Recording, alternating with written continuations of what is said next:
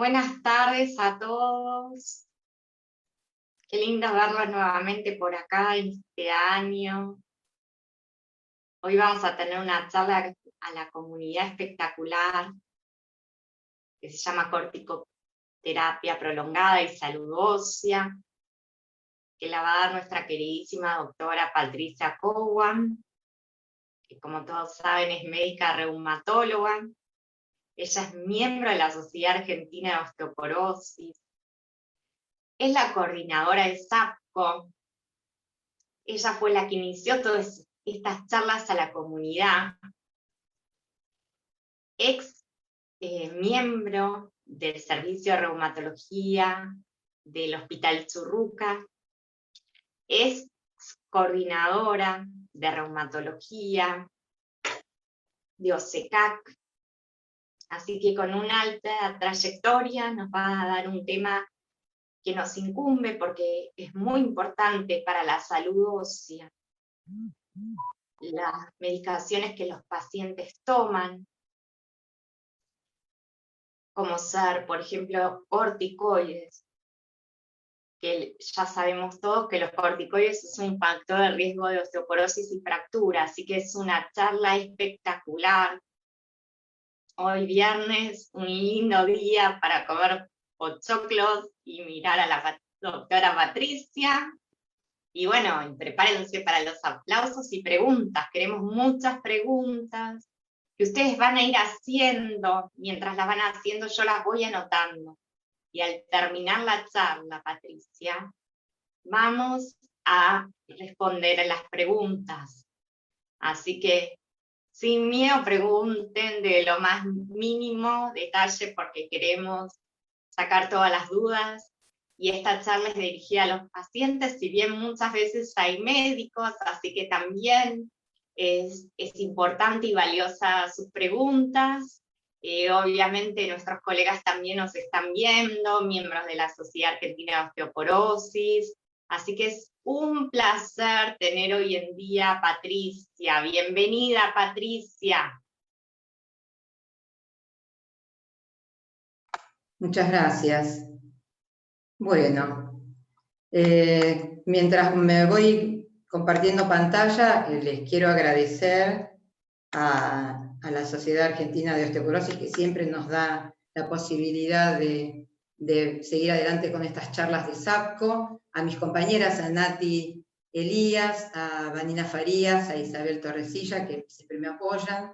Le quiero agradecer mucho a la doctora Marita Larrudé, que es nuestra vicepresidenta y que es una referente internacional sobre corticoides y osteoporosis, que me prestó algunas de las diapos. Y también quiero agradecerle al laboratorio TRB, que siempre nos acompaña desde la época que hacíamos, que ahora ya es un poco más lejana, que hacíamos las charlas presenciales, cuando hacíamos los famosos sorteos de cosas y bueno, compartíamos, muy especialmente a María José Uncal, que siempre nos apoyó. Y por supuesto a todos los seguidores nuestros, a todos los pacientes, a todos los que se incorporan por primera vez, les quiero agradecer. Bueno, y hoy vamos a tocar un tema que a lo mejor no es tan conocido, no es tan tenido en cuenta, sin embargo, es un tema muy importante. Por supuesto que hay mucha controversia con los corticoides. Cuando a alguien le dicen, a algún paciente le dicen, va a tener que empezar con corticoides, la gente tiene miedo y tiene sus razones. Entonces nos planteamos algunos interrogantes en ese momento. ¿Van a ser nuestros aliados o son enemigos? ¿Los corticoides son solamente sintéticos o nosotros también producimos corticoides? Bueno, nosotros sí producimos corticoides. Esta pregunta la vamos a ir contestando durante la charla. Esta la vamos a contestar ahora. Las glándulas suprarrenales, que están arriba de los riñones, por eso se llaman así, producen corticoides naturalmente. Y la hormona que producen es el cortisol. Se llama hormona del estrés porque nos sirve para estar activos y atentos. Y producida por estas glándulas suprarrenales, tiene un ritmo de secreción que se llama circadiano, que quiere decir que no es igual todo el día, es más a la mañana, porque es cuando necesitamos estar más activos. Gracias al cortisol podemos desarrollar funciones metabólicas, regular el sistema inmunológico, la función cardíaca y otras acciones básicas. ¿Y cómo funciona esto? Bueno, nosotros tenemos acá el cortisol, que es segregado por las suprarrenales. Les explico esto para que después ustedes vean qué es lo que pasa cuando suspendemos bruscamente un corticoide. Entonces, el cortisol va a circular por la sangre y le va a dar una información a una parte que está en el cerebro que se llama hipotálamo, y este hipotálamo va a estimular a la hipófisis y después se va a estimular suprarrenal. Si el cortisol está bajito, le da una información al hipotálamo. Cuando la sangre con poquito cortisol pasa por el hipotálamo dice, hay que segregar más. Entonces le da orden a la hipófisis y la hipófisis a la suprarrenal. Y cuando está muy alto el cortisol, esto es al revés. El hipotálamo dijo, no, es demasiado. Entonces baja la secreción, ¿sí? Es un sistema que se autorregula como ocurre con muchas glándulas. ¿Y qué son los corticoides sintéticos? Bueno, los corticoides o glucocorticoides o corticosteroides, se los llama de distintas maneras, son fármacos sintéticos que se utilizan para el tratamiento de muchas patologías. Se descubrió su utilidad a mediados del siglo pasado. Poseen un efecto antiinflamatorio, inmunosupresor y antialérgico. Y como ustedes pueden ver acá, hay un montón de marcas. A algunos de ustedes les resultará conocido este tipo de marcas de corticoides. Pueden ingresar al organismo de distintas maneras. Puede ser por vía oral, que es lo más común, los comprimidos, por vía intravenosa, por vía intramuscular. Hay corticoides de acción rápida, corticoides de acción prolongada, especialmente los que son inyectables. En forma inhalatoria, cuando se usan para enfermedades de los pulmones, en crema para enfermedades de la piel, gotas para los ojos, y también intraarticulares, ¿no? Cuando hacemos infiltraciones. ¿Y para qué se usan? Bueno, algo ya les conté. Son más usados por los clínicos, los reumatólogos, los gastroenterólogos, los especialistas en pulmón, los dermatólogos, etc. Y sirven para tratar. Nosotros, como somos reumatólogos, los usamos mucho para enfermedades reumáticas que son inflamatorias. Algunas son crónicas, como la artritis reumatoidea, el lupus, la polimialgia reumática, la esclerodermia, las vasculitis, y otras son en forma más aguda, como la gota o las lumbalgias agudas. También se usan mucho en las alergias, sobre todo en las alergias agudas. Y también se usan en el asma, en el enfisema, en las enfermedades inflamatorias del intestino, como la colitis ulcerosa y la enfermedad de Crohn, y enfermedades de la piel. Y un montón de otros usos. ¿Y es frecuente usar corticoides? Bueno, sí, la verdad que es muy frecuente, más de lo que uno pensaría. Sobre todo en las personas mayores. Aquellas personas que tienen más de 50 años, si uno investiga en la historia clínica, va a ver que aproximadamente un 3% de la población mayor de 50 años en algún momento de su vida usó corticoides, en forma puntual o en forma prolongada. Y cuando investigamos en mayores de 80 años, sube por arriba del 5%. Así que son fármacos que se usan muchísimo. Pero claro, tienen sus efectos beneficiosos, pero tienen sus efectos adversos, sobre todo en el uso prolongado, que es un poco lo que nos toca ahora, en esta charla. ¿Qué nos produce? Obesidad, que se llama obesidad central, porque es más bien en la parte de la panza, a veces se hace como una jorobita acá atrás, produce retención de líquidos, aumenta el azúcar, por eso puede producir diabetes o empeorar una diabetes ya existente. Lo mismo para la presión arterial, puede ser que aumente la presión arterial, aumenta el riesgo de infecciones cuando son corticoides en dosis altas, aumentan las grasas y el riesgo cardiovascular, obviamente la osteoporosis, de la cual nos vamos a dedicar un buen rato ahora, altera el crecimiento de los chicos, eso es muy importante tenerlo en cuenta, puede producir úlcera gastroduodenal, en los ojos cataratas y glaucoma, afecta a la piel, produce estrías, aumento del vello, sobre todo en las mujeres, es notable y es un tema que no es menor. Puede producir algunas arañitas vasculares, enrojecimiento de la cara, que le dicen cara de luna llena, pero en realidad yo tenía un profesor que decía cara de sol lleno, porque es una cara redonda y colorada. Y también puede producir cambios del humor, que puede producir euforia, aceleración, y es por el corticoide, aumento del apetito. Los efectos adversos van a depender del tipo de corticoide que usemos, las dosis y el tiempo que lo usemos. Entonces, la osteoporosis inducida por corticoides, que es el tema de hoy, es la causa más común de osteoporosis secundaria. Ustedes se acuerdan que habíamos mencionado en charlas anteriores que hay dos tipos de osteoporosis. La primaria, que se produce cuando aparece la menopausia o con la edad, y la secundaria, que se puede sumar a esta o no, que es cuando hay una enfermedad que favorece la osteoporosis o medicamentos que favorecen la osteoporosis. Bueno, la causa más común de osteoporosis secundaria es la ingesta de corticoides. Este uso prolongado produce pérdida ósea y fracturas, que son el evento adverso más serio y más indeseado. Más del 10% de los pacientes que toman glucocorticoides en forma prolongada se le diagnostican fracturas. Y si uno va a hacer una radiografía, puede encontrar ya una fractura que fue silenciosa y lo puede llegar a encontrar hasta un 30% de los pacientes. Y como ya dijimos, se indican enfermedades respiratorias, del tejido conectivo o reumatológicas y dermatológicas. Sin embargo, a pesar de todo esto, muchas veces los usuarios de corticoides no reciben la protección adecuada para el hueso. Por eso estamos hablando de este tema hoy. ¿Y cómo se produce la pérdida de masa ósea? Bueno, tener en cuenta que comienza a los pocos meses, no es inmediata, pero comienza al poco tiempo, ya a las pocas semanas hay una pérdida de iniciar la terapia. Es más pronunciada en el hueso trabecular, que es un hueso esponjoso, sobre todo en las vértebras. En algún momento comentamos que los huesos largos, por ejemplo el fémur, tiene hueso cortical, tiene como una corteza alrededor. Ese hueso es un poquito más resistente a los corticoides, pero el hueso esponjoso trabecular de las vértebras, ese se afecta más. Es bifásica, tiene una fase de pérdida bastante rápida en el primer año y después es un poco más lenta en los años siguientes, pero se sigue perdiendo huesos si la terapia con corticoides continúa.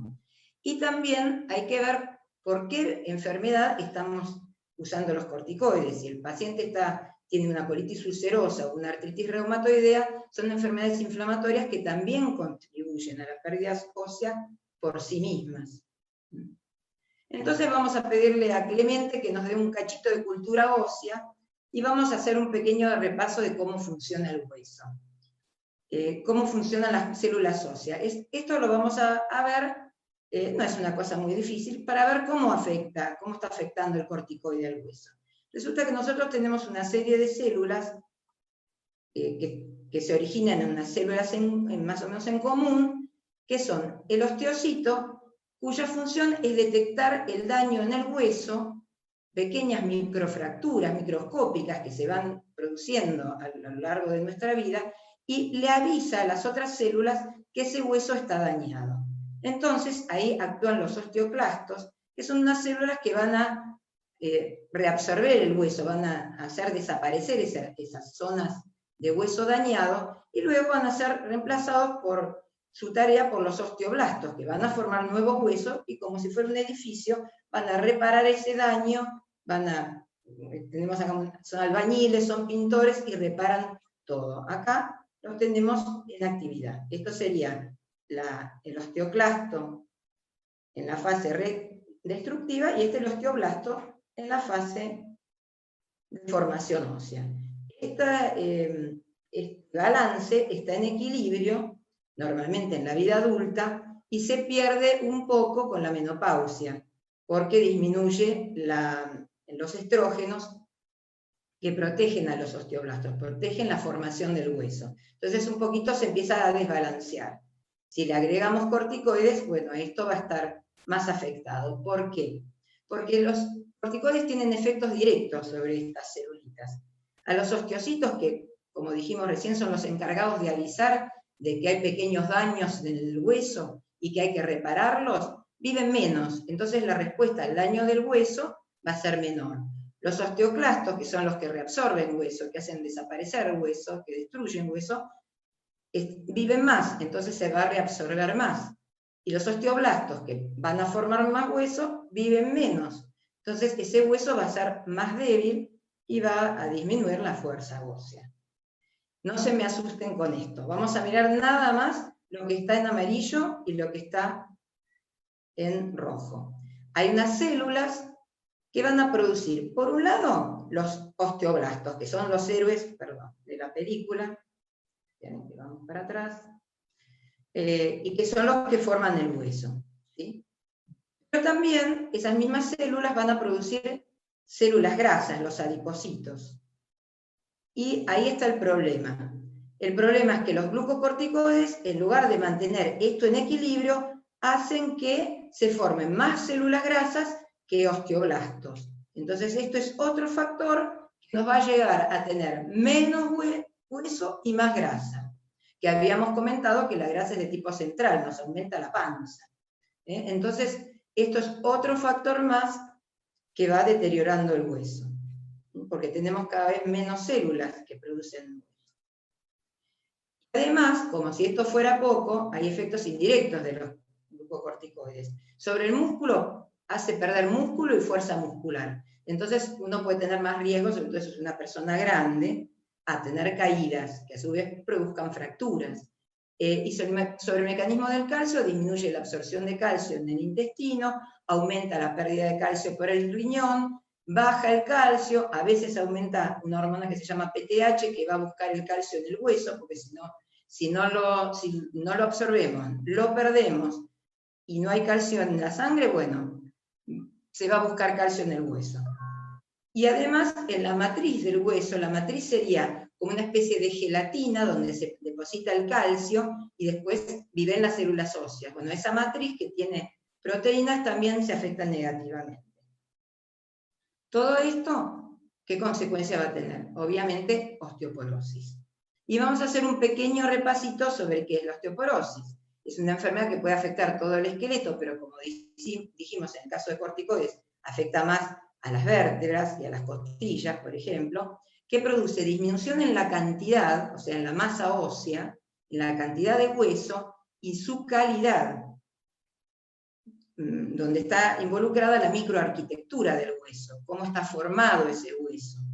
Si es un edificio, si le faltan columnas, si le faltan vigas, si le falta material y también está afectada la arquitectura. Entonces aumenta la fragilidad y el efecto más indeseado es la fractura ante traumatismos mínimos. Entonces, ¿cómo es este riesgo de fractura mientras usamos corticoides? Aumenta en todas las edades, pero más después de los 50, tanto en hombres como en mujeres. Depende de la dosis, siempre es mayor en dosis mayores de 7,5 miligramos de prednisolona por día. Depende del tiempo, sobre todo si es más de 3 meses. Y combinando estos dos datos, la dosis más el tiempo, tenemos una dosis acumulada. Más de 5 gramos nos ponen más riesgo. Y puede presentarse, es más común en la corticoterapia prolongada, pero también se puede presentar en tratamientos inhalatorios, si uno requiere muchas veces muchos puffs de corticoides, y también en los tratamientos intermitentes. A nosotros como reumatólogos nos pasa muchas veces que los pacientes andan medio mal y empiezan a usar corticoides inyectables, pero que actúan durante mucho tiempo. Actúan 2, 3 semanas y cada tanto vuelven a darse otro corticoide. Tanto en pacientes con artritis como en pacientes, por ejemplo, con lumbalgias. Entonces, si bien el tratamiento intermitente es menos cantidad, pero si nos lo damos muy seguido y sin consultar, también puede producir osteoporosis a la larga. ¿Y cuál es el riesgo de fractura? Bueno, la fractura de cadera aumenta no tanto. Si la dosis es moderada a baja, aumenta más de 1,5 veces. Si es más de 7,5, aumenta 2 veces la posibilidad de fracturarse. Pero en las fracturas de las vértebras aumenta 1,5 veces con dosis muy bajitas, y si el tiempo es prolongado y la dosis es más de 7,5, 8 miligramos, puede aumentar hasta 5 veces. ¿En todos los pacientes? No, por supuesto que no en todos los pacientes, pero aumenta a mayor edad y sobre todo si el paciente tiene un antecedente de una fractura previa. Los hombres, en general, se los trata menos si están tomando corticoides, se les da menos tratamiento, porque los hombres tienen huesos más fuertes, no pierden tanto hueso en la menopausia, y además tienen una arquitectura del hueso que los hace también más fuertes, no solo por la cantidad de hueso, sino por la arquitectura que tiene ese hueso. Pero después de los 70, 75 años, y sobre todo si tuvieron una primera fractura, el riesgo de presentar otra es el mismo que en las mujeres. Así que hay que estar atentos. Ustedes acuérdense que el riesgo de fracturarse después de una primera fractura es muy alto, sobre todo después del primer año. Sobre todo después del primer año y dentro de los 2 primeros años es muy alto. Así que si alguien se fractura con corticoides y no está haciendo tratamiento, razón de más para hacerlo.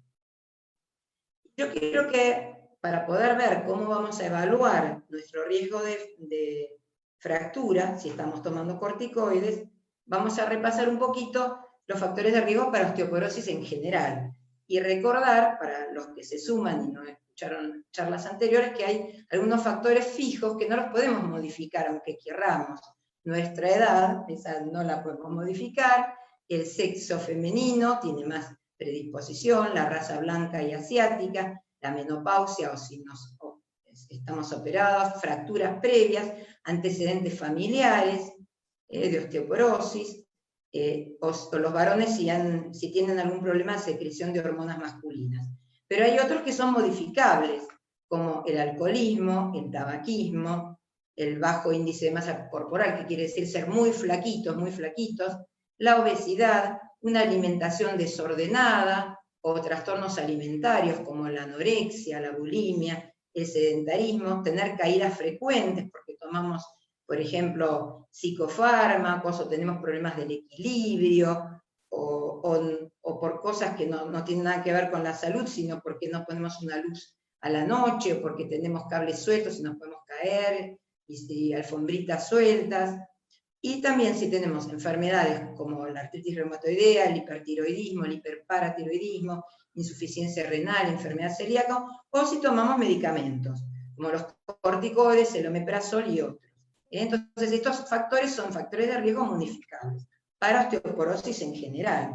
Entonces, si nosotros estamos tomando corticoides, ¿cuáles son nuestros factores de riesgo? Y bueno, es una suma y combinación de los de osteoporosis más los del corticoide.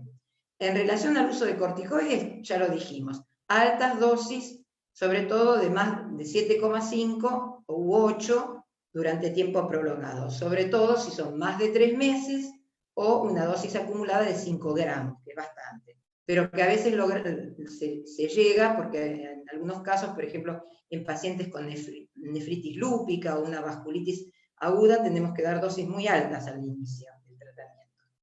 También puede haber una miopatía, nosotros hablamos de que se afecta el músculo por los corticoides, entonces si hay una afectación del músculo, hay más riesgo de caída. Y además, si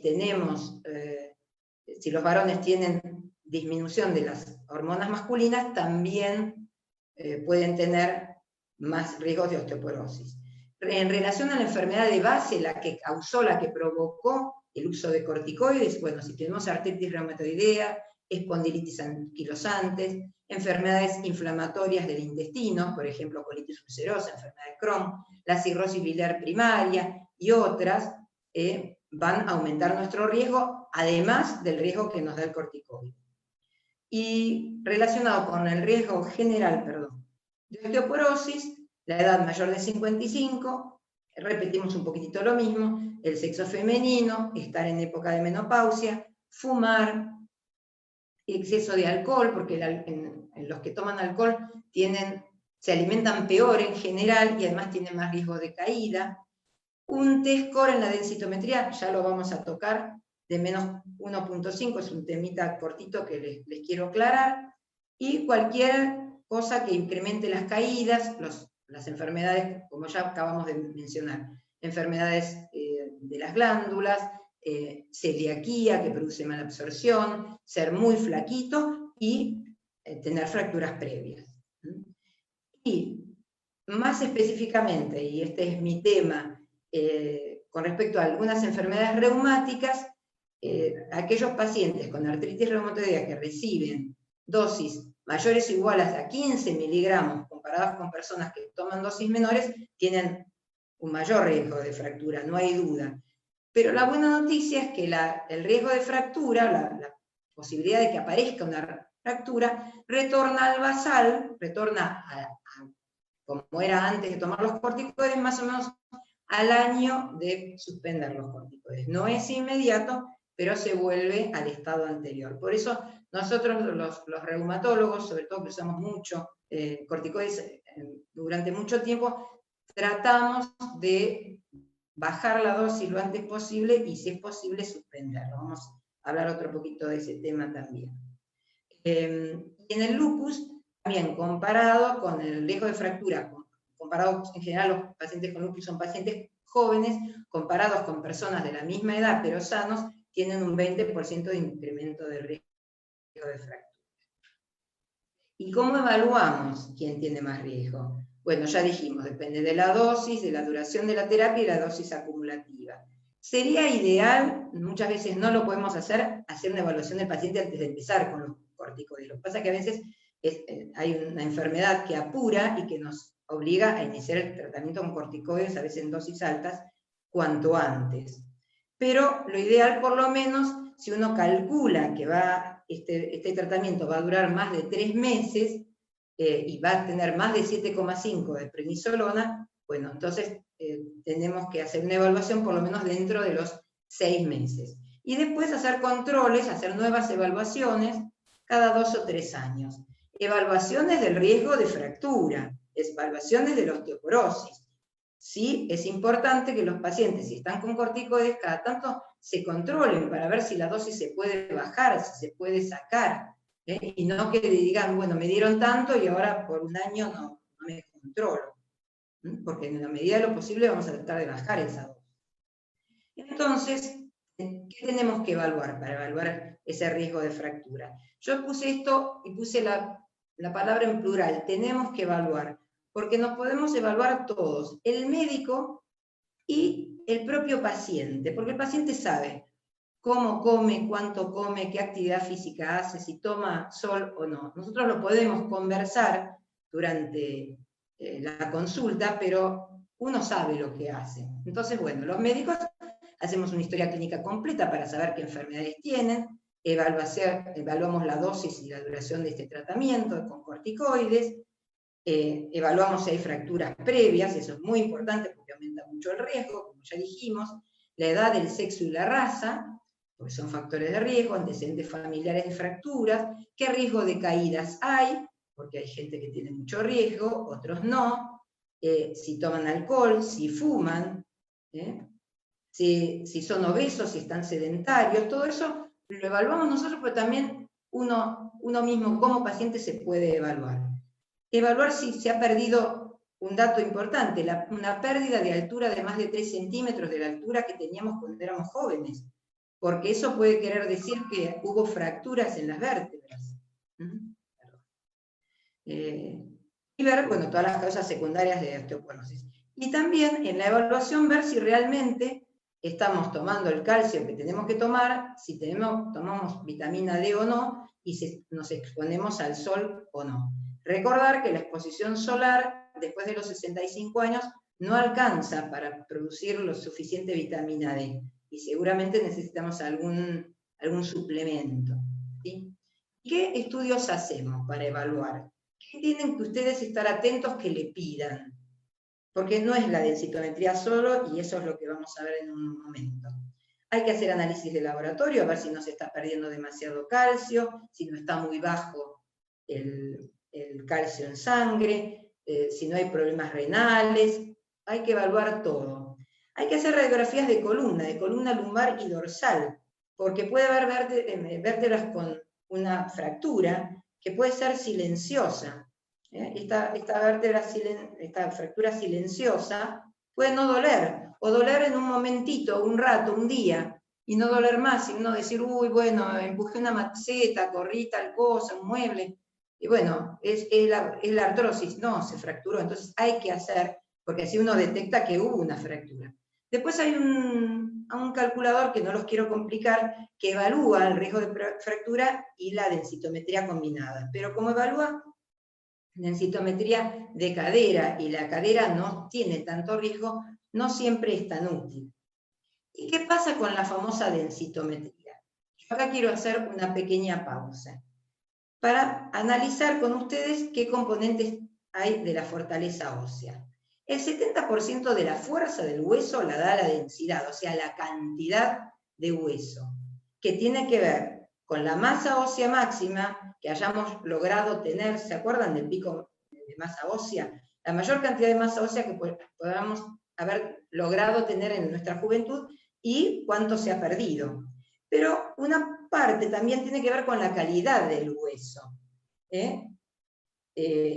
y que tiene que ver con la arquitectura, el recambio del hueso, esas microfracturas y la mineralización, que está afectada por los corticoides. Quiero poner esto para atrás, porque los glucocorticoides alteran el umbral de fractura. ¿Qué quiere decir esto? Que con mayor masa ósea, con mayor cantidad de hueso, nos podemos llegar a fracturar igual. Les hacemos un pequeño recordatorio. Ustedes se acuerdan que esto prácticamente es válido para las mujeres posmenopáusicas.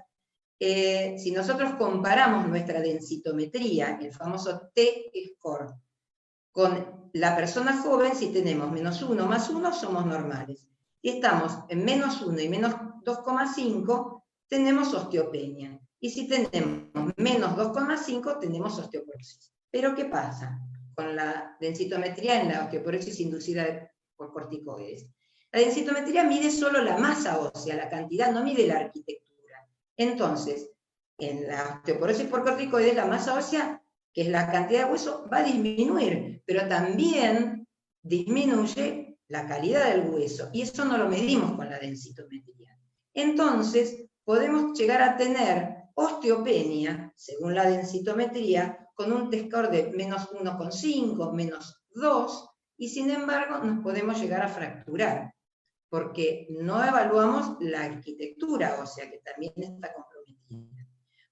Algunos densitómetros tienen un agregado que se llama TBS, que es Trabecular Bone Score, que provee información adicional sobre la calidad ósea, que a veces puede ayudar, pero muchos densitómetros no lo tienen. Así que si ustedes ven la densitometría y dicen, bueno, no pasa nada, tengo nada más que osteopenia, ojo, consulten, porque a lo mejor tienen varios factores de riesgo, la dosis de corticoides es alta, es prolongada y van a necesitar tratamiento.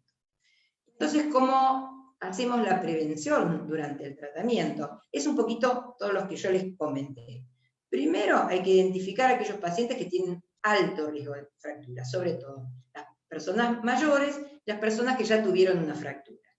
Y sobre todo es importante el inicio de tratamiento, por lo que decíamos que puede haber una pérdida rápida, y además porque al inicio de algunos tratamientos, por ejemplo, en la nefropatía lúpica, en una vasculitis, en otras enfermedades agudas, el inicio del tratamiento se dan dosis más altas de corticoides y además hay mucha inflamación que también produce osteoporosis. O sea, por un lado tenemos una enfermedad muy inflamada, muy activa, y por otro lado estamos dando dosis muy altas de corticoides. Así que hay que tratar de evaluar un poco el panorama de los próximos meses en los primeros 6 meses de tratamiento.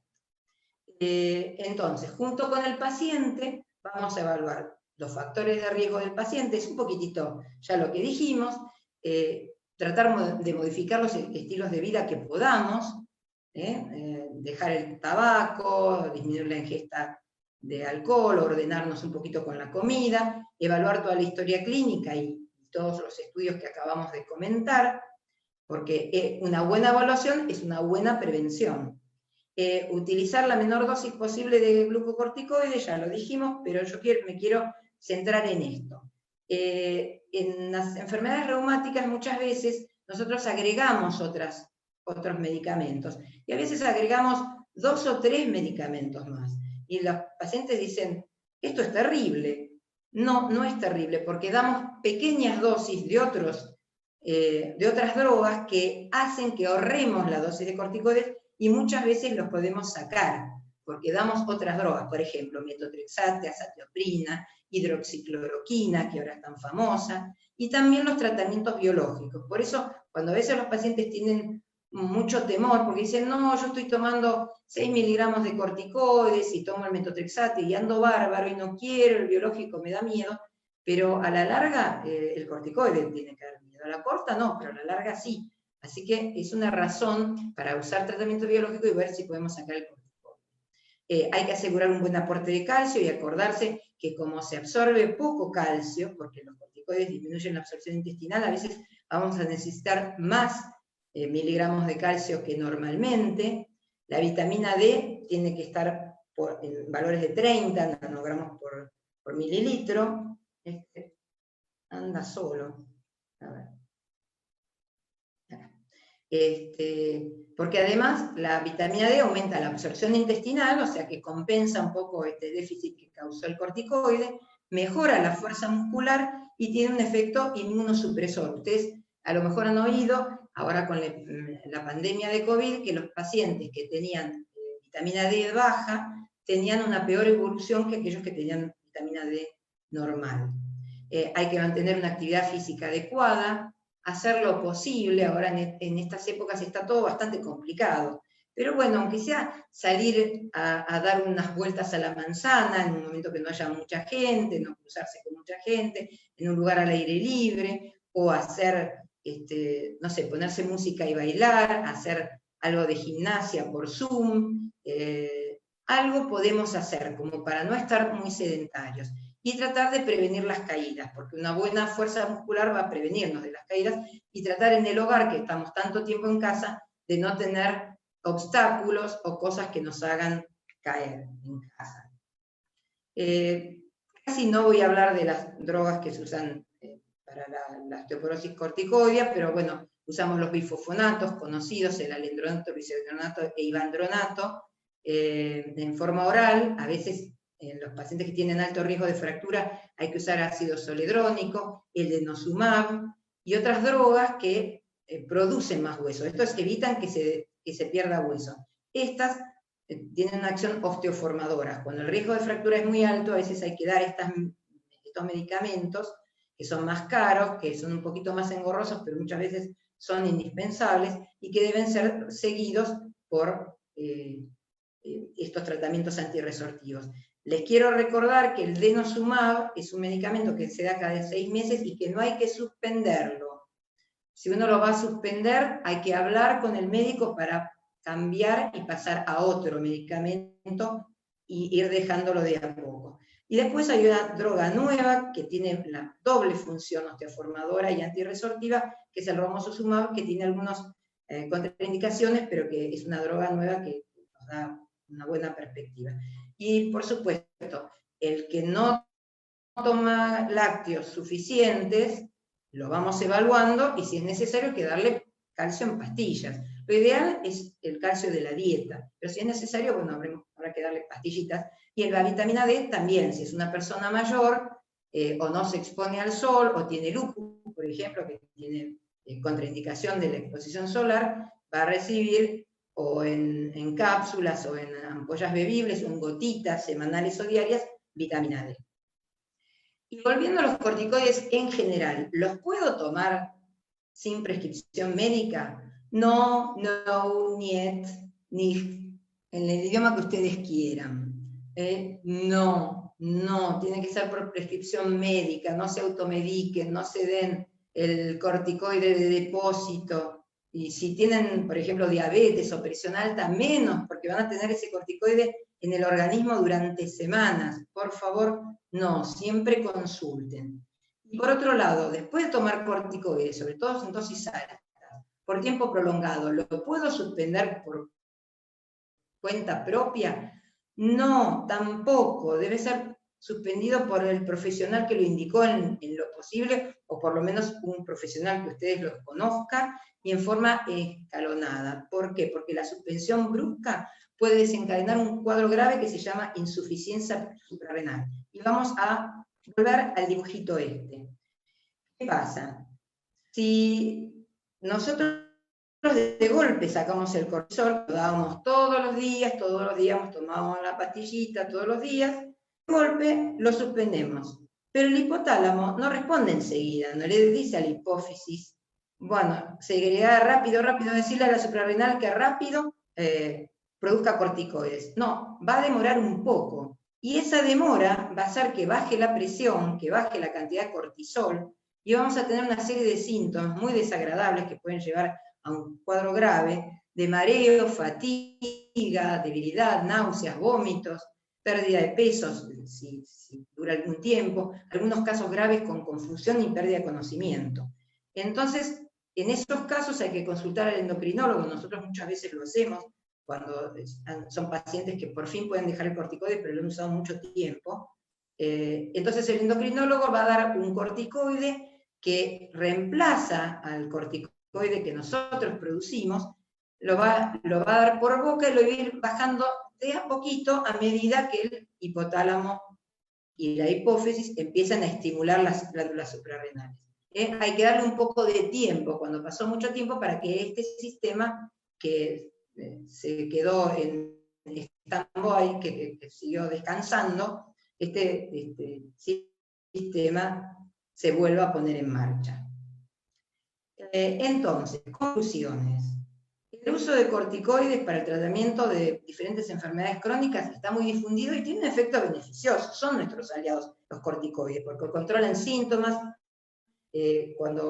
Cuando aparecieron los corticoides en artritis reumatoideas en la década de 40 y pico, 50, fue una revolución. Los pacientes que están con biológicos, que nos están escuchando, el corticoide fue como los biológicos ahora en el siglo XXI. Cambió totalmente el sufrimiento que tenían los pacientes con artritis, pero a la larga produjeron un montón de otros efectos.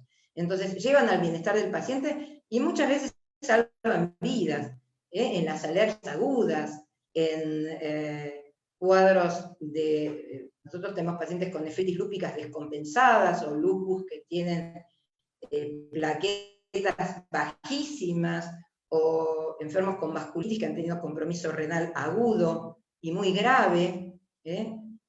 Acá me dice que la conexión es un poco inestable. A ver, espero que se oiga. Entonces muchas veces salvan vidas, pero hay que estar muy atentos a los efectos secundarios, ya sea con el cuadro de exceso, que lo venimos hablando, y también la suspensión abrupta. Siempre tienen que estar indicados por profesionales y buscar la dosis baja efectiva, más baja efectiva, en el menor tiempo posible. Y acordarnos siempre de que consumamos vitamina D y calcio. Y el tiempo, el tratamiento esteroide. Pato, ahí no se escucha bien. Es como que se tiró el sonido. Fíjate, por favor. A ver, bueno. A ver, vamos a ver.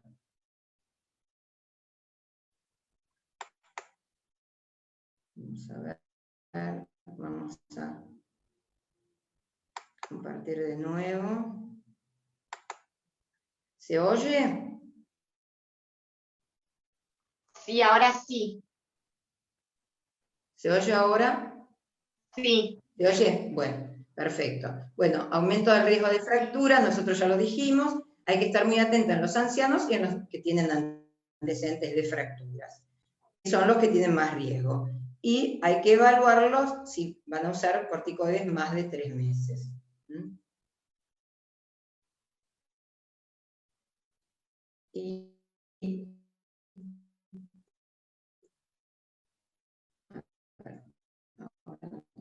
Se cortó de nuevo, Pato.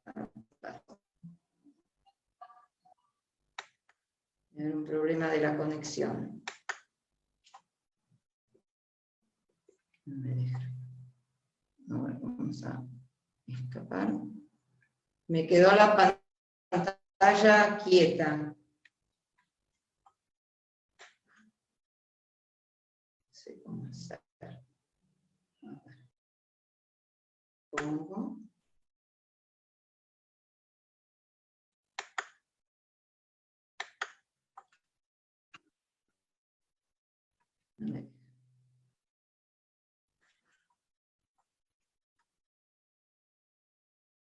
Vamos a ir acá, vamos a ir escape. Pato, si no Ahí. apaga la cámara un ratito, entonces la conexión mejora, total, falta poquitito. Que hay bastante Bien, gente conectada, todos te saludan. podemos volver. Sí, podemos volver. A ver.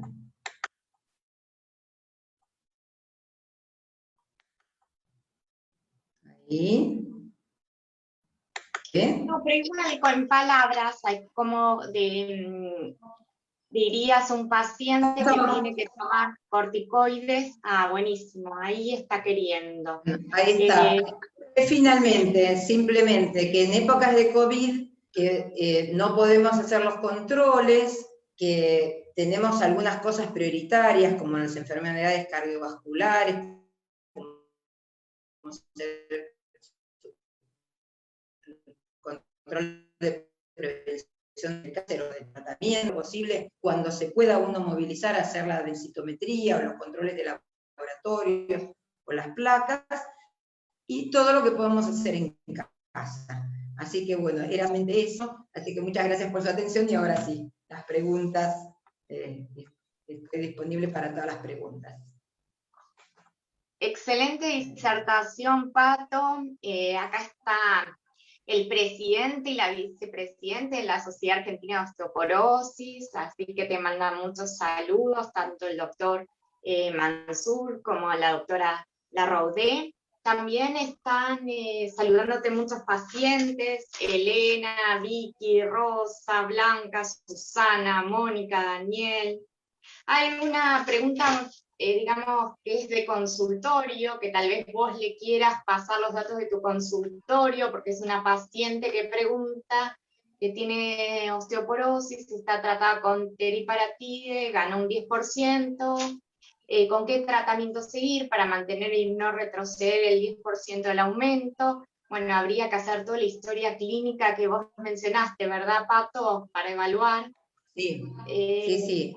Y bueno, habitualmente la teriparatide se da 1 año y medio a 2 como máximo.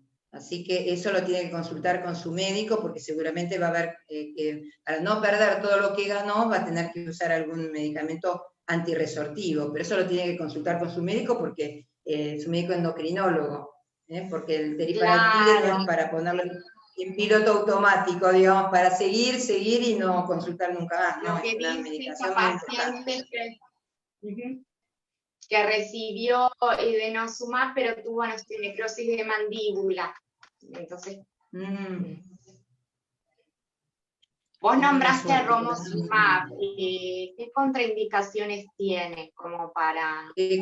Contraindicaciones cardiovasculares, sobre todo. Sí. Hay algún grupo de pacientes que no se puede dar. Y los eventos adversos a los bifosfonatos, que acá nombró una paciente.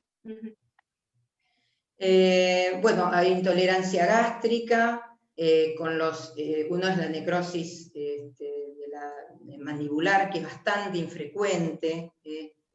Muchos odontólogos tienen mucho temor de darlo, porque ellos ven esa consecuencia, pero en realidad es un evento bastante infrecuente. No hay que darlos cuando hay insuficiencia renal, con clearance de creatinina menor de 30, hay que evitarlos. Cuando damos el bifosfonato en forma endovenosa, a veces puede haber un síndrome medio gripal las primeras 24 a 72 horas, que en general con reposo y un paracetamol desaparecen, y que en general después de las siguientes aplicaciones no llega a aparecer. El denosumab raramente tiene alguna alteración en el sitio de inyecciones subcutáneo con una vacuna cada 6 meses, es bastante raro, la verdad. Así que esos son los efectos adversos de distintos, tanto los bifosfonatos como el denosumab, por ejemplo, que no es un bifosfonato. Ajá, en insuficiencia renal yo puedo dar entonces denosumab. Y denosumab se puede dar, claro. Y una pregunta, acá hay una paciente Rosa, y le decimos que toma corticoides hace 4 años, tiene osteoporosis. En esta paciente que toma 4 años de corticoides, ¿Cuándo empieza a recuperar la masa ósea después de Es su paciente mía, Rosa, tendría que empezar, estábamos viendo, antes de que yo me jubilara de OSECAC, a ver si le conseguíamos denosumab. Sí, estábamos, porque estuvo en tratamiento, pero no hubo mucho éxito con el tratamiento, así que queríamos pasar a denosumab.